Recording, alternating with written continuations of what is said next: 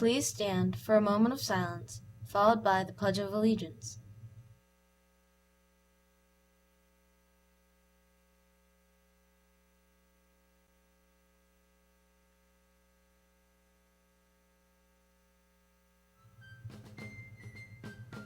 I pledge allegiance to the flag of the United States of America and to the republic for which it stands, one nation, under God, indivisible, with liberty and justice for all.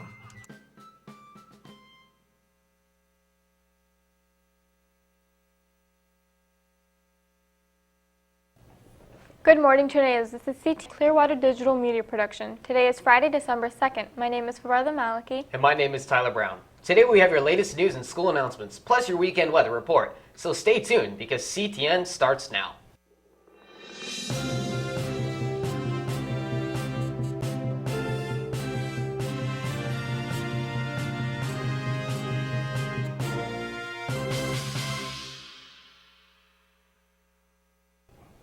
In your main news, a man in a wheelchair was killed after being hit by a truck on Missouri Avenue in Clearwater on Thursday afternoon. Clearwater police and firefighters responded to the scene at 2 p.m. Officials said James F. Thompson, age 73, was crossing South Missouri Avenue in a motorized wheelchair from east to west when he was struck by a northbound pickup truck. Thompson was taken to Bayfront Health St. Petersburg, where he died, according to Clearwater police. Officials said the driver of the pickup truck, William J. Whitehurst, again age 51, will likely not be charged because he had the right of way and immediately pulled over after hitting the wheelchair. Pinellas County woman awoke Sunday to a burglar in her home, crouching at the foot of her bed, petting her cat. Homeowner Brittany Klein said the entire incident seemed more like a nightmare than something that really happened to her. The burglar broke into her Shore Acres home Sunday through an unlocked side door in the middle of the night. She said that she could never have predicted what happened after she confronted him. Quote, "I knew I had to do something, but I wasn't sure what was going to happen when I did. I knew that when I said something to him, he was either going to attack me or he was going to leave." Quote, "I just said, 'What are you doing? Get out of my house,' she said. With that, he looked directly at her and said, 'Hey.' After that, she said that the suspect calmly walked back out of the same door he came in." The city of St. Petersburg will have to pay a hefty fine as a result of its recent sewage spills. According to the Tampa Bay Times, the city has been issued a $820,000 fine by the Florida Department of Environmental Protection.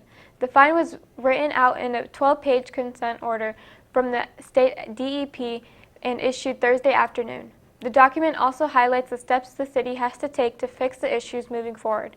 Among those steps, the city is expected to dig injection wells at southwest and northwest wastewater plants, repair cracks in pipes, fix manhole covers, develop a sewage master plan, provide explanation of its plans for the Albert Whitted sewage plant, and all of the changes must be done by mid-2018. Now to Kyle with your sports news.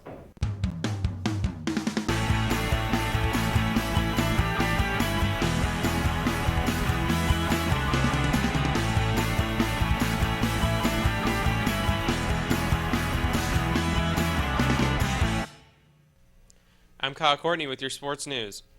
Last night, the Lady Tornado basketball team ran their record to 5-0 with a 66-38 victory over previously undefeated Northeast. Carrie Lee and Naylin Ricks both led the way with 11 points each, and Lexi McDuffie chipped in 8 points. Tonight, our boys basketball teams will host the Boca Ciega Pirates. The junior varsity game begins at 6:15, and the varsity game will follow. Our Lady Tornado varsity soccer team travels to Eastlake to take on the Eagles. Game time is 6:30 p.m. The Tornado junior varsity wrestling teams will compete in their first match of the season. The Tornadoes travel to Eastlake to participate in a junior varsity quad. Match time is 6:30 p.m. Admission to each of these athletic events is $4. Good luck to all of our winter sports athletic teams. There is a meeting on Monday, December 5th after school in room F7 for all students interested in playing tennis this year. Now back to Fabartha and Tyler with your school news.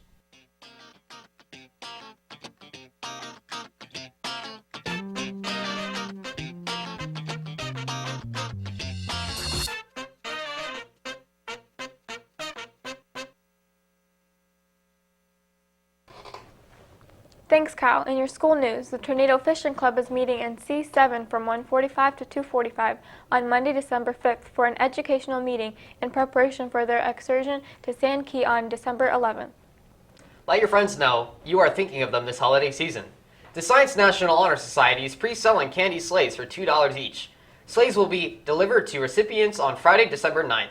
Sleighs can be purchased from Miss Morrison in room E8 or during lunch in front of the auditorium beginning today through Wednesday, December 7th.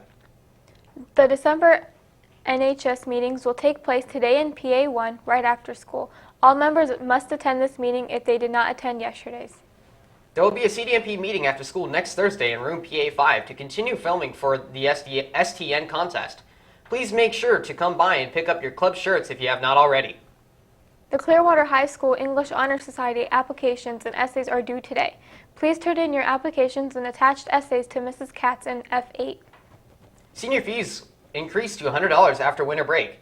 If you have not paid your dues, see Mrs. Biddle. Senior fees are currently $85. Mr. Snover has begun sponsoring a Model UN Club. The first meeting is Wednesday, December 7th. Any Hispanic students who are interested in winning a classical guitar can write a 200-word essay about what classical music means to you and how a classical guitar would help you pursue your interest.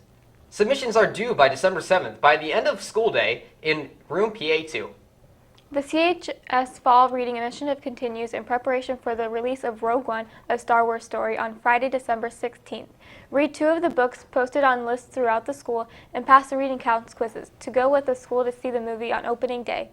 Ask your teachers or the librarian for more information how to find the listed books. Items are still being collected for the Interact Club's school-wide service project. Please bring in small donation items such as toiletries and books to your first period class. The class with the most items will receive a bagel party.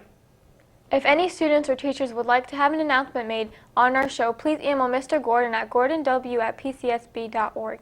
If you are a student, please have your club sponsor or coach send the email. Now to Dylan with your weekend's weather.